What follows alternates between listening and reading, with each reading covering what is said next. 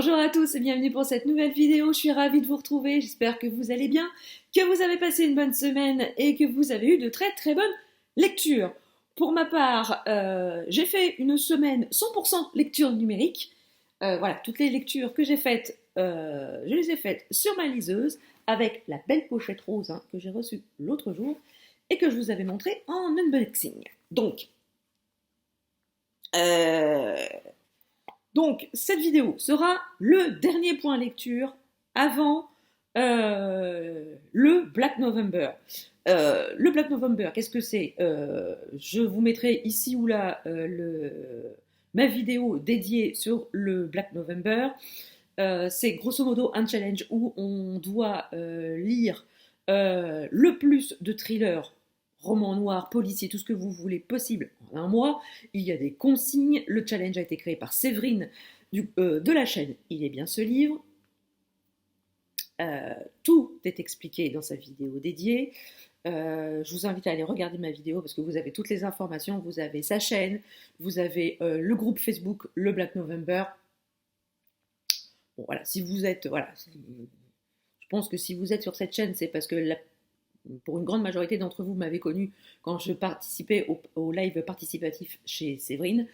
Donc voilà, vous êtes tout à fait au fait du Black November. Bref, donc cette vidéo sera le dernier point lecture avant le Black November. Normalement, la vidéo, vous l'aurez le lundi 1er novembre. Elle sera en ligne le lundi 1er novembre, jour de démarrage du Black November. Et tous les points lecture du mois de novembre seront consacrés donc à mes lectures du Black November. Alors, vous les aurez en décalé d'une semaine sur l'autre. Mais bon, voilà. J'avais fait comme ça l'année dernière, ça avait plutôt bien marché. Moi, ça me convenait bien, donc voilà. Donc, j'espère que ça vous conviendra aussi. Donc, cette semaine, je me suis un peu entraînée au Black November.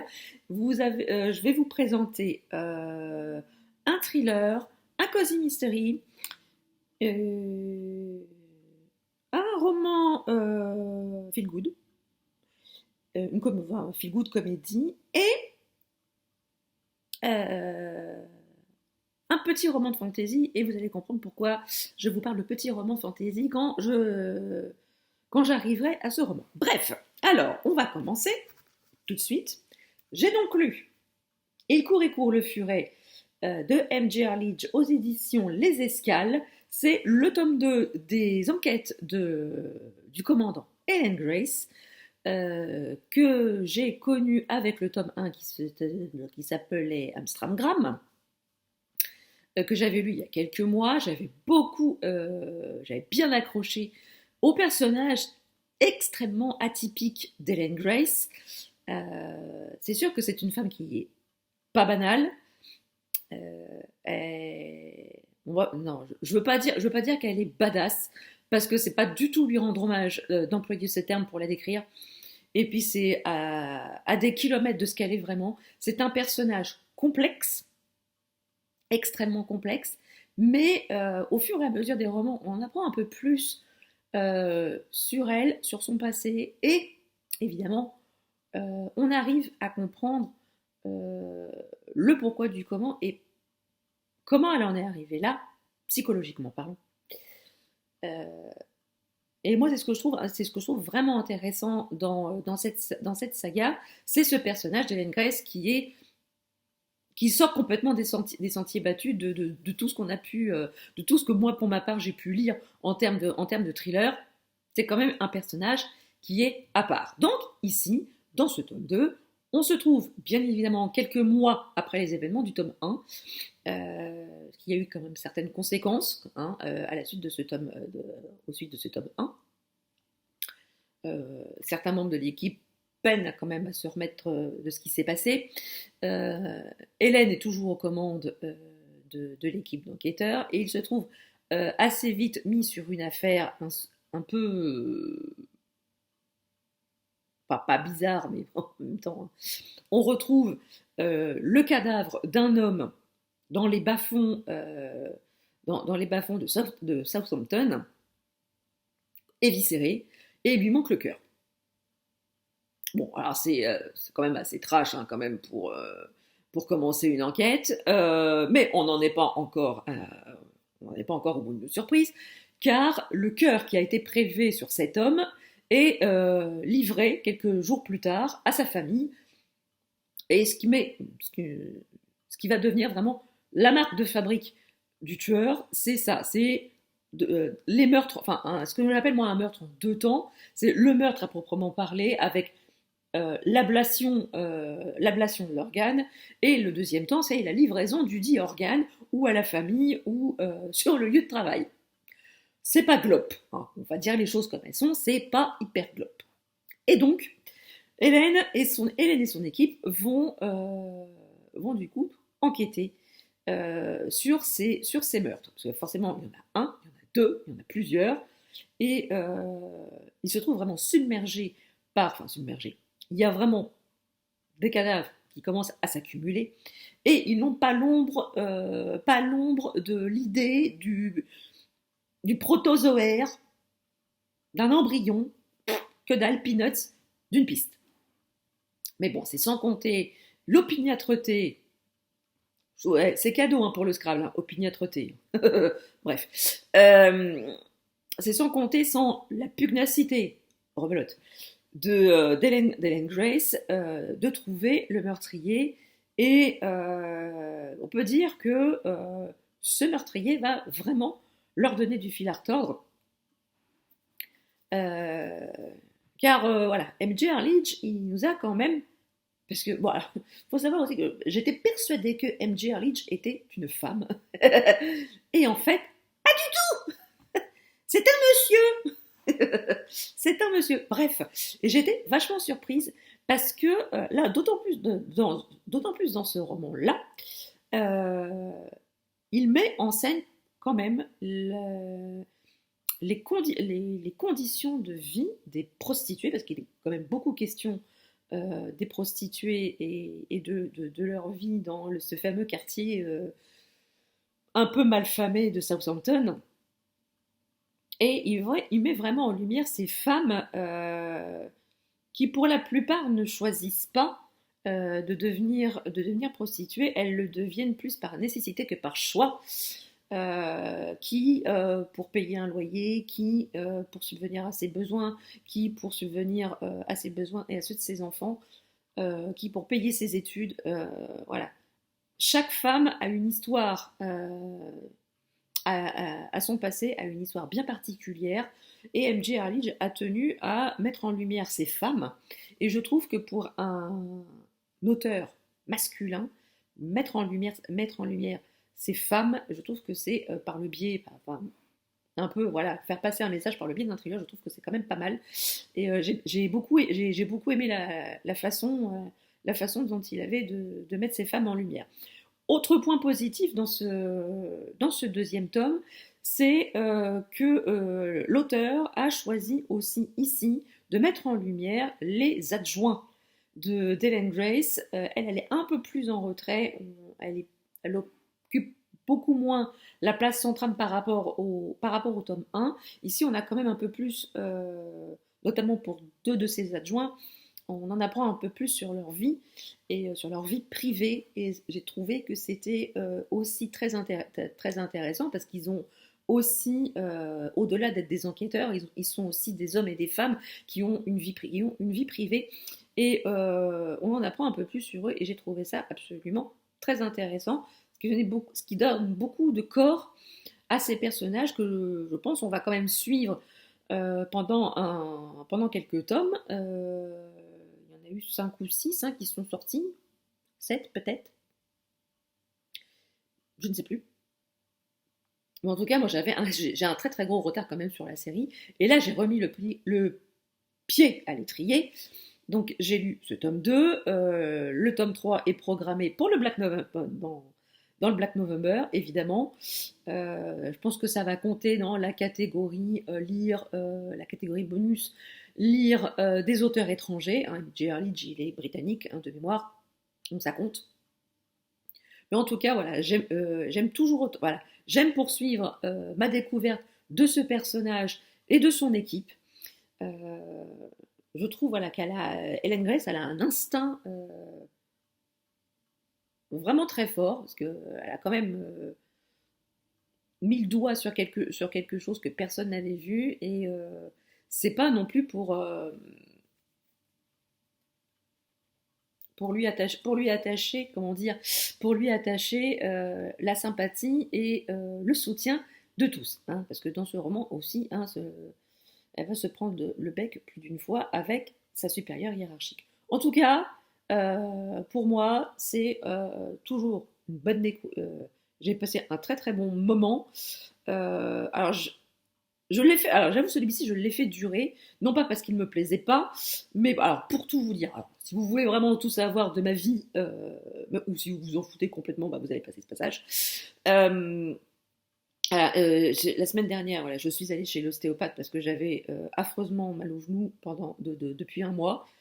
Je pense que j'avais fait un faux mouvement et depuis, la douleur ne passait pas. Bon, ça ne m'empêchait pas de faire du sport, de la zumba, de la course à pied et compagnie. Je douillais ma race après quand même. Et je me suis enfin décidée à aller chez l'ostéopathe parce que c'était plus possible. Et donc du coup, j'y suis allée le samedi matin. Euh, la dame a quand même passé 3 quarts d'heure sur ma jambe droite et mon genou.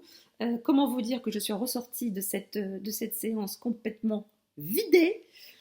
Et pendant le week-end, j'avoue que j'ai pas fait grand-chose, hein. Le samedi après-midi, voilà, je suis restée dans le canapé, je suis restée tranquille, j'ai à moitié comaté, j'ai pas fait grand-chose de ma journée. Si, j'ai joué à Mario Tennis. Je me suis pris d'une passion pour Mario Tennis. Comme je pouvais pas faire de sport pendant 2 jours, pendant 48 heures, voilà, j'ai fait un petit peu de sport, mais voilà, il n'y avait pas trop de soucis pour mon genou. Alors, tant à savoir que c'était pas mon genou, qu'il n'y avait rien de déplacé dans le genou, c'était juste mon tibia qui était très légèrement déplacé et qui m'occasionnait des douleurs. Enfin, c'était horrible. Bref, oui, je sais, vous en croisez très peu de personnes qui soient capables de se déplacer le tibia. Voilà, c'est chose faite. Vous m'avez rencontré. Voilà, c'est cadeau. Même moi, j'en suis pas revenue. Voilà, alors, maintenant ça va mieux, hein, ça fait quasiment une semaine maintenant que j'ai eu ma séance, j'ai quasiment plus de douleur, j'ai ressenti beaucoup de fatigue pendant 4 jours, et là ça va quand même un petit peu mieux. Voilà, ça va revenir un petit peu à la normale, parce que comme j'ai un petit peu traîné pour y aller, voilà, ça va pas se régler en 48 heures. Bref, donc voilà, donc c'est pour ça que celui-ci, hein, j'ai plus lu le dimanche que le samedi. Voilà, mais sinon, voilà, une fois que vous êtes dedans, eh ben, vous ne pouvez plus le lâcher. Voilà. Alors, évidemment, une vidéo point lecture ne peut, ne peut pas être sans le petit thé avec gros minet dedans. Je bois une petite gorgée, pas longtemps, parce que c'est trop. Alors, ensuite, on va passer à un autre genre. On va passer au roman, voilà, comédie un peu feel good. Il s'agit des Durs à cuire de Charlie Ménétruy McGrath, publié aux éditions la 1221, car je fais partie du groupe Facebook du Club des ambassadeurs 1221. Donc on a reçu dans ce cadre l'e-pub un petit peu avant sa sortie. Et ce qui nous a permis de le lire. Alors évidemment, quand on nous l'a proposé, j'ai sauté dessus parce que évidemment, j'avais lu et adoré les 2 précédents romans de l'autrice, à savoir Les sales gosses et Les imbéciles heureux. Et ici, dans Les durs à cuire, alors le synopsis de départ était tel que je me disais, ça va quand même dépoter dans les chaumières. Effectivement, on fait la connaissance de Sixtine, qui est une quarantenaire parfaitement accomplie, mère au foyer. Elle élève ses 2 filles, Clémence et Constance. Elle a un mari, Boris, qui a un métier extrêmement prenant. Et Sixtine a 2 parents, un papa et une maman, très rock'n'roll. Et pour cause, ces 2 parents ont été membres d'un groupe extrêmement célèbre dans les années 70, un groupe rock, punk, enfin, qui dépotait les Bégonias à l'époque, qui s'appelait donc Les Durs à cuire. Et évidemment, voilà, c'est comme tout à chacun, ils ont mené une vie un peu de bohème, un peu... en plus de ça, à l'époque, c'était vraiment la liberté, voilà, pas de contraintes. Voilà, ils vivaient pour leur musique et évidemment, c'était pas tout à fait évident pour une petite fille de suivre ses parents dans leur tournée. Donc, ils ont pris la décision de confier leur fille aux parents de son papa, qui, euh, qui l'ont, voilà, les grands-parents qui ont élevé leur petite fille. Alors, évidemment, les grands-parents, ils n'avaient pas évidemment approuvé le choix de vie de leur fils. Donc, évidemment, ça fait quand même 4 fois que je dis évidemment. Donc, quand ils ont eu leur petite fille avec eux, ils ont décidé de lui inculquer une éducation qui fait que leur petite fille ne tombe pas dans les travers de ses parents et ait vraiment une existence normale, bien éduquée, sans souci, dans la bienséance, dans la bienveillance. Bref. Et donc, Sixtine, du coup, a épousé Boris, qui est un petit peu dans la même trempe que ses grands-parents. Très bourgeois, on peut dire un petit peu coincé du cul, hein, quand même. Ce qui est un petit peu déteint sur Sixtine, parce que, franchement, au début du roman, elle est particulièrement coincée du croupion. Hein, oui. J'en ai vu des coincés du bulbe, hein, mais des comme ça, voilà. Et donc, dans le meilleur des mondes, Sixtine est une adepte du contrôle, de la planification. Tout est toujours très cadré, tout est toujours très réglementé. Et là, il va y avoir voire deux grains de sable qui vont un petit peu enrayer sa machine bien huilée. Et ces 2 grains de sable, ce sont ses parents qui ont décidé tous les deux de venir rendre visite à leur fille le même week-end. Tout en sachant qu'elle a passé très très peu de moments avec l'un ou l'autre de ses parents, voire les deux ensemble depuis leur divorce, je vous laisse imaginer la cocotte minute qu'est la maison de Sixtine en apprenant cette nouvelle. Son mari, courageux comme pas deux, a décidé de la planter au moment de son week-end et la laisser gérer ses 2 parents. Lui, il a prétexté un truc hyper urgent au travail, un déplacement qui devait tomber le week-end. C'est quand même un peu fâcheux. Bref, elle reste toute seule à gérer ses 2 parents.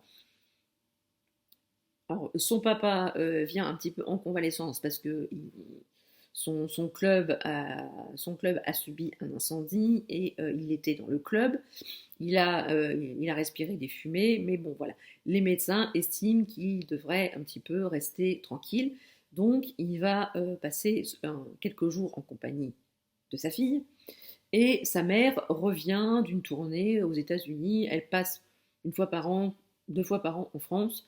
Donc là, elle a décidé d'aller voir sa fille. Et évidemment, ça tombe le même week-end. J'ai encore dit évidemment. Bref.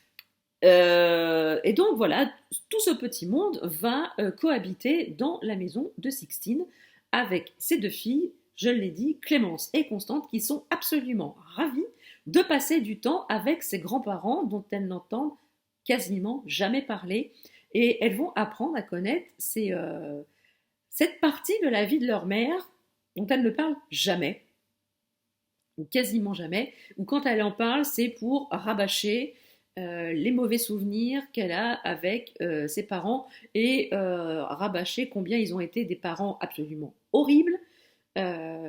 Tous les souvenirs négatifs que Sixtine peut avoir avec ses parents, elle en a décrit par le menu déjà à ses enfants et à son amie Paloma également.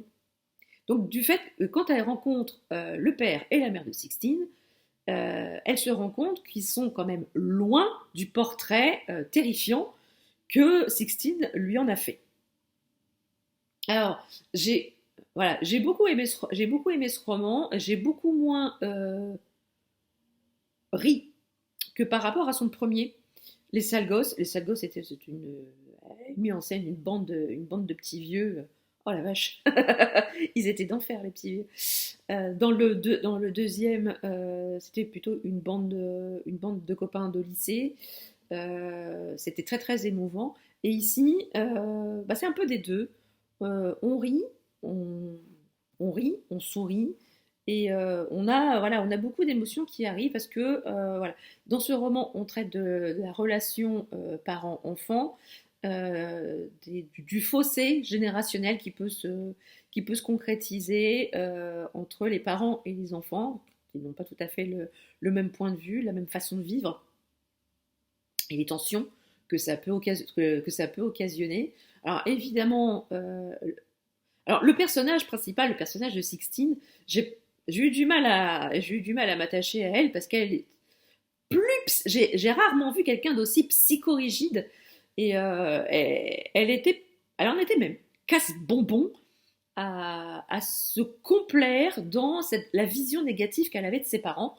Parce que oui, certes, c'était pas oui, d'accord, c'est pas les parents de l'année, mais ils ont essayé de faire au mieux pour leur fille et de lui inculquer un peu de fantaisie. Et là, cette fantaisie est complètement passée à l'as du fait de l'éducation de ses grands-parents et ensuite de l'influence que son mari et ses beaux-parents ont pu avoir sur elle. Et elle en devenait vraiment, vraiment casse-pied. Et je pense quand même que la palme d'or des personnages revient quand même à Clémence et Constance, les deux filles de Sixtine, et Paloma, sa meilleure amie. Parce que franchement, c'est quand même elles qui prennent les problèmes à bras le corps et qui vont imaginer un plan pour faire se réconcilier Sixtine et ses parents. Et j'avoue que le plan était quand même bien trouvé. Ça m'a beaucoup fait rire. Les gamines ont beaucoup d'ingéniosité. Je trouvais ça vraiment, vraiment sympa. Mais voilà, le personnage de Sixtine est absolument horripilant. Il est particulièrement horripilant. Elle se rattrape quand même en cours de roman, mais je dois dire que dans la première moitié du roman, elle est chiante. Voilà, elle est chiante. C'est autant dire les choses comme elles sont. Elle est relou. Voilà, elle est relou. Mais voilà, j'ai passé quand même un excellent moment avec ce roman teinté de musique des années 70, début des années 80, pour tous les musicomanes, je ne sais pas si ça se dit, mais moi c'est pas grave, je l'invente. Pour tous les aficionados de la musique, franchement, c'est voilà, c'est un bon roman avec une bonne playlist à écouter pendant que vous lisez ce roman. J'aime beaucoup la plume de Charlie Minetry McGrath. Alors c'est pas mon préféré, je pense que mon préféré restera quand même Les Sales Gosses. Les Imbéciles Heureux, j'avais beaucoup aimé, c'était un roman particulièrement émouvant, très très très très puissant en émotion. Ici, voilà, on passe vraiment un bon moment avec C'est dur à cuire, c'est quand même un bon roman, une bonne comédie et qui fait aussi réfléchir sur nos relations avec nos parents et avec nos enfants. Donc je vous conseille quand même vivement de découvrir la plume de cette autrice française. Même si son nom ne suggère pas sa nationalité française. Ensuite, non,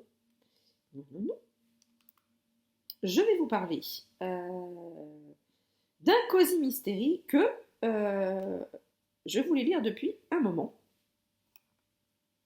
Et là, ça y est, je l'ai lu, je l'ai terminé tout à l'heure. Il s'agit de Meurtre et pépites de chocolat de Johanne Fluck aux éditions du aux éditions du Cherche Midi. Ce sont les enquêtes d'Anna Swanson. Tout à fait. Les enquêtes d'Anna Swanson. Alors, Anna Swanson, elle dirige une boutique de fabrication. C'est un genre de café, salon de thé, où on peut déguster des pâtisseries avec un café ou un thé. En l'occurrence, les pâtisseries, ce sont des biscuits, des cookies, en veux-tu, t'en as là. Bref, voilà, c'est la boutique. C'est le Cookie Jar. Et elle s'est réinstallée à Lake End, une petite ville à 80 km de Minneapolis. Parce qu'une fois n'est pas coutume, ce Cosy Mystery ne se déroule pas en Angleterre, mais bien aux États-Unis, mais dans une petite bourgade. Et dans cette petite bourgade, donc, Anna a ouvert sa boutique. Tout se passe bien dans le meilleur des mondes, jusqu'au matin où elle découvre le cadavre d'un livreur dans la ruelle derrière sa boutique. L'homme a été abattu d'un coup de feu en pleine poitrine. Et Anna a passé le choc de la découverte du cadavre, va plus ou moins mener l'enquête. En même temps, comme elle dit, le meurtre a eu lieu derrière sa boutique. Ce n'est que justice pour ce pauvre homme de mener l'enquête et de savoir ce qui s'est passé. D'autant plus que l'enquêteur n'est autre que son beau-frère. Donc évidemment, elle va lui donner un petit coup de main en sous-main pour l'aider à découvrir le meurtrier de ce pauvre garçon. Alors évidemment, ce qui m'a fait rire, c'est que les langues se délient beaucoup plus facilement une fois qu'ils ont la bouche pleine. C'est un peu un paradoxe, mais parce que quand on a la bouche pleine, on peut difficilement parler, mais c'est dingue ce que le pouvoir d'un cookie peut faire pour que les gens se mettent à table. Moi, franchement, ça m'a beaucoup fait rire. Elle a toujours des cookies dans sa voiture, dans toute occasion. Voilà, pour faire parler les gens, pour se remonter le moral, pour avoir un shoot d'adrénaline. Toujours avoir des cookies sur soi. Bon, ceci dit, je ne vais pas non plus commencer à me balader avec un paquet de cookies dans mon sac au cas où. Bref, en tout cas, du coup, Bill, son beau-frère, est ravi d'avoir l'aide de sa belle-sœur parce que, évidemment, on se confie beaucoup plus facilement à la patronne du cookie jar qu'un officier en tenue. Et donc, Anna va mener l'enquête pour aider son beau-frère pour trouver le meurtrier. Alors, j'ai bien aimé l'ambiance de ce roman qui fleure bon le biscuit chaud qui sort du four. Alors, évidemment, pour les gourmands, ok, j'en fais partie, pour les gourmands, on n'a qu'une envie en lisant ce roman, c'est de préparer nous-mêmes des cookies. J'ai eu une furieuse envie de préparer une grosse fournée de cookies en lisant ce roman. Et je sais que je ne suis pas la seule, parce que Noémie, je sais que tu vas regarder cette vidéo. Et je sais qu'après la lecture de Meurtre et pépites de chocolat, tu as fait une grosse fournée de cookies. D'ailleurs, merci pour la recette. Donc voilà, sachez que si vous lisez ce roman, vous serez gravement tenté de faire de la pâtisserie par la suite. Alors, le seul petit bémol qui m'a un peu gênée dans ce roman, c'est les termes pâtissier. Parce que Anna a appelé son café le cookie jar, donc boîte à cookies, hein, quand on traduit littéralement, et donc elle fait des cookies. Toutes sortes de cookies. Et ce qui m'a gêné dans le roman, c'est que à un moment, elle dit qu'elle prépare des cookies, et une fois qu'ils sont cuits, ce sont des croquants ou des bouchées. Alors, je ne suis pas hyper calée en pâtisserie, je suis loin d'être une experte en termes de pâtisserie, mais pour moi, des cookies, c'est des cookies, des croquants, c'est des croquants, et des bouchées, c'est des bouchées. Alors, peut-être est-ce que ça vient de la traduction, j'en sais rien, mais quand vous préparez des croquants et que vous sortez du four des cookies, il y a un problème. Ou alors votre four est en mode transformation.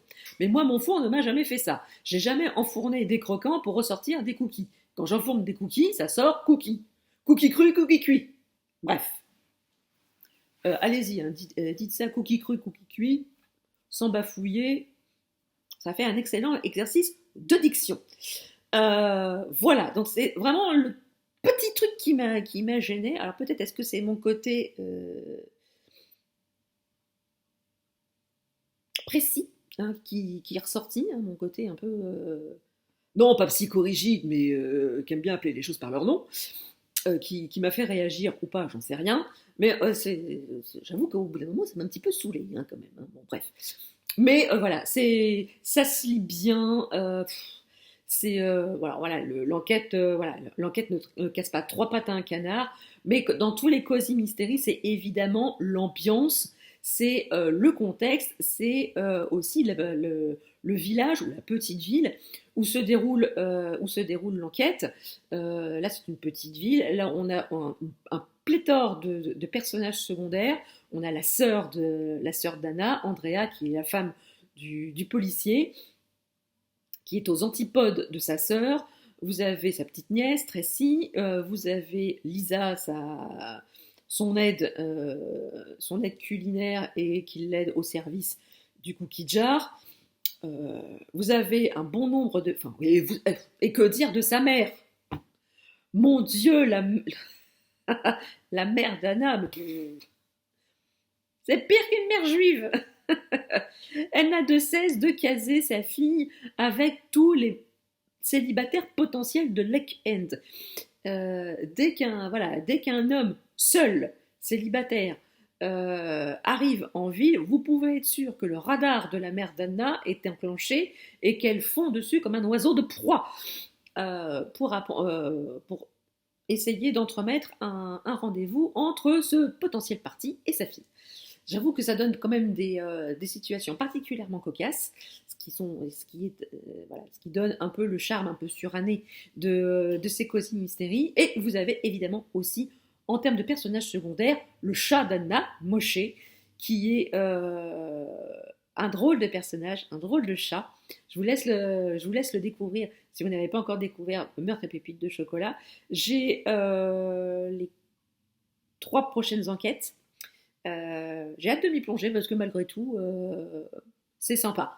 Ce petit côté pâtisserie où tout le monde se goinfre et que vous ne prenez pas 1 kilo, j'avoue, c'est quand même fendant. J'avoue, j'aime bien. Donc voilà, c'est une très très bonne découverte. Je suis ravie d'avoir moi aussi succombé aux pépites de chocolat. Et voilà. Et cerise sur le gâteau, vous avez des recettes. Les recettes que Anna prépare dans ce roman, vous les avez insérées des fois entre 2 chapitres, mais vous avez aussi un glossaire en fin de roman. Bref, voilà, moi j'aime beaucoup. J'ai beaucoup aimé, voilà, c'est sympa, c'est distrayant, ça change un peu des Cozy Mystery habituels, et puis ça donne envie de cuisiner. Voilà, autant vous dire les choses comme elles sont, ça donne envie de cuisiner. Voilà. Et enfin, je vais terminer avec le petit roman de fantasy que je vous parlais en début de vidéo. Je me suis gourée l'onglet. Voilà. Que je ne retrouve même pas mon petit. Voilà. Donc, j'ai fait un aussitôt reçu, aussitôt lu. Je l'ai reçu ce matin. Il s'agit des Voix de brume, l'épisode 9 d'Hélène Bess, aux éditions Inceptio. Alors pourquoi je dis petit roman? Parce que c'est l'épisode 9 des Voix de brume, où on est toujours avec le clan de chasseurs de primes, les BD-Fer. Il leur arrive beaucoup de bricoles. Et dans ce chapitre, alors quand Ophélie nous a envoyé ce chapitre 9, cet épisode 9, elle nous disait que le clan BD-Fer allait connaître des déconvenues. Et la fin de l'épisode 9, comment vous dire? Hélène, si vous regardez cette vidéo, parce que je sais que vous regardez cette vidéo de temps à autre, que vous tombez dessus, sachez qu'on ne peut pas terminer un épisode de cette manière. C'est criminel. Voilà. Autant vous dire les choses comme elles sont, c'est criminel. S'il y avait un article du code pénal visant à réprimer ce que vous avez fait à la fin de cet épisode 9, et ben sachez que vous passeriez un sacré quart d'heure. Voilà. Hein. Donc j'espère que je vous ai donné envie de lire cet épisode 9. Si c'est pas le cas, eh ben je peux rien faire pour vous. Je peux pas vous en dire beaucoup plus parce que c'est quand même un épisode 9, il y en a 14, mais on en apprend un peu plus sur un personnage, on découvre un peu son passé, un peu plus, et sa famille. J'ai beaucoup aimé la réaction de la mère de ce personnage en voyant son fils. J'ai beaucoup aimé. Je crois que même lui ne s'attendait pas à ça. Mais franchement, j'aime beaucoup j'aime beaucoup cet univers. J'aime beaucoup les personnages. C'est sûr que J'ai juste un seul regret, c'est que les épisodes soient si courts et qu'il faut attendre une semaine supplémentaire pour avoir la suite. Mais en tout cas, moi je trouve que c'est une très belle expérience et je remercie beaucoup Ophélie des éditions Inceptio de me permettre de participer à cette aventure des Voix de Brume, cette aventure épistolaire.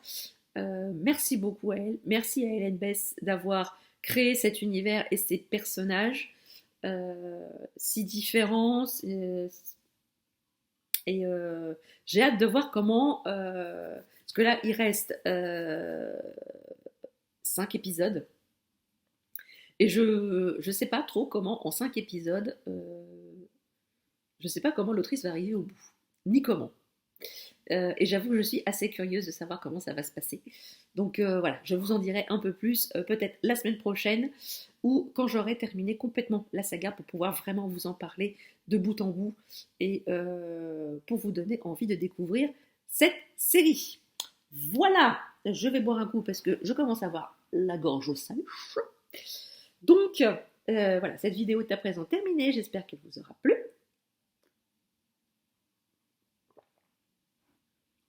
J'espère qu'elle vous aura plu. N'hésitez pas à me dire en commentaire si vous aussi, vous avez lu certains des romans que je vous ai présentés et savoir ce que vous en avez pensé. Je serai toujours ravie d'échanger avec vous en commentaire. N'hésitez pas à mettre un petit pouce en l'air pour m'encourager et encourager la chaîne.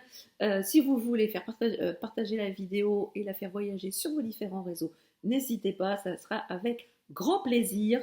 Et si vous n'êtes pas encore abonné à la chaîne, c'est gratuit, ça fait plaisir et ça ne fait de mal à personne. Sur ce, je vous laisse, je vous souhaite de très très belles lectures, une très très belle semaine et je vous retrouve la semaine prochaine pour le premier point lecture sur le Black November 2021. À très bientôt, ciao.